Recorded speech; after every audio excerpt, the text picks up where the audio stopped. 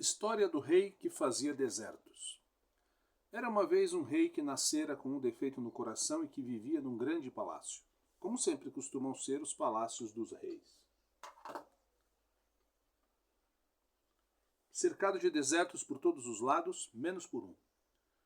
Seguindo o gosto da mazela com que viera ao mundo, mandara arrasar os campos em redor do palácio de tal maneira que, assomando pela manhã à janela do seu quarto, podia ver desolação e ruínas até ao fim e ao fundo do horizonte.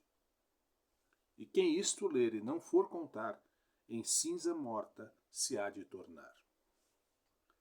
Encostado ao palácio da Banda das Traseiras havia um pequeno espaço murado que parecia uma ilha e que ali calhara ficar por estar a salvo dos olhares do rei, que muito mais se comprazia nas vistas da fachada nobre. Um dia, porém, o rei acordou com sede de outros desertos e lembrou-se do quintal que um poeta da corte, adulador como a língua de um cão de regaço, já antes comparara a um espinho que picasse a rosa que, em seu dizer, era o palácio do monarca. Deu, pois, o soberano a volta à real morada, levando atrás de si os cortesãos e os executores das suas justiças, e foi olhar torvo o muro branco do quintal e os ramos das árvores que lá dentro haviam crescido. Pasmou o rei da sua própria indolência, que consentira o escândalo, deu ordens aos criados. Saltaram estes o muro, com grande alarido de vozes e de serrotes, e cortaram as copas que por cima sobressaíam. E quem isto ler e não for contar, em cinza morta se há de tornar. Mirou o rei o resultado, a ver se seria bastante a consultar o seu coração defeituoso, e decidiu que os muros deveriam ser deitados abaixo. Logo avançaram as pesadas máquinas que levavam penduradas grandes massas de ferro, as quais, balouçando, deram com os muros em terra, entre estrondos e nuvens de poeira. Foi então que apareceram à vista os troncos degolados das árvores, as pequenas culturas e, num extremo, uma casa, toda coberta de campainhas azuis. E quem isto ler e não for contar, em cinza morta se há de tornar. Pelas nesgas que as árvores deixavam, já via o rei o fim do horizonte, mas temeu que os ramos, de repente, crescessem e viessem arrancar-lhe os olhos, e então deu outras ordens. E uma multidão de homens se lançou ao quintal, e todas as árvores foram arrancadas pela raiz, e ali mesmo queimadas. O fogo alastrou as culturas, e disse que por essa razão a corte decidiu organizar um baile, que o rei abriu sozinho, sem par, porque, como já foi dito, este rei tinha um defeito no coração. E quem isto ler e não for contar, em cinza morta se há de tornar.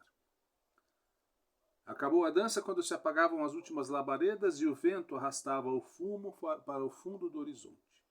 O rei, cansado, foi sentar-se no trono de levar à rua e deu beijamão, enquanto olhava de sobressenho a casa e as campainhas azuis. Gritou uma nova ordem, e daí a poucos minutos já não havia casa, nem campainhas azuis, nem outra coisa, a não ser, enfim, o deserto.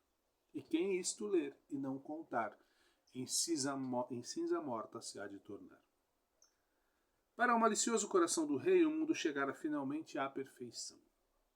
E o soberano preparava-se já para voltar feliz ao palácio, quando dos escombros da casa saiu um vulto que começou a caminhar sobre as cinzas das árvores. Era talvez o dono da casa, o cultivador do chão, o levantador das espigas. E quando este homem andava, cortava a vista do rei e trazia o horizonte para o pé do palácio, como se fosse sufocar. E quem isto ler e não for contar, em cinza morta se há de tornar. Então o rei puxou da espada e, à frente dos cortesãos, avançou para o homem. Caíram em cima dele, agarraram-lhe braços e pernas, e no meio da confusão só se via a espada do rei a subir e a descer até que o homem desapareceu, e no lugar dele ficou uma grande poça de sangue. Foi este o último deserto feito pelo rei.